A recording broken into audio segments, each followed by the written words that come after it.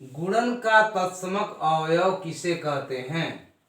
गुणन के तत्समक अवयव का परिभाषा है जिस संख्या का गुणा करने पर दी गई संख्या पर कोई प्रभाव नहीं पड़ता है, चाहे उसके क्रम को बदल क्यों न दिया जाए।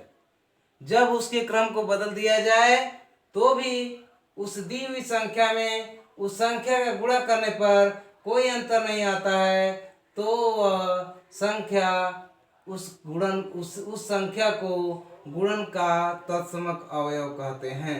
जैसे अगर हम ए में एक का गुणा करें तो भी ये आ रहा है, अगर एक में एक का गुणा कर रहे हैं तो भी आ रहा है। यहाँ पे हम लोग क्रम को बदल रहे हैं, एक के स्थान पर एक को ले रहे हैं, एक के स्थान पर एक को ले रहे हैं, तब भी ए आ रहा है। यहाँ पर 2 गुणे 1 लिखे हैं, पहली संख्या 2 है, दूसरी संख्या 1 है। यहाँ पहली संख्या 1 है, दूसरी संख्या 2 है। 2 गुणे 1 बराबर 2 या 1 गुणे 2 बराबर 2, दोनों तरह से 2 आ रहा है। अतः गुणन का तत्समक अवयव 1 होता है, क्योंकि 1 का गुणा करने पर दी हुई संख्या में कोई प्रभाव नहीं पड़ रहा है।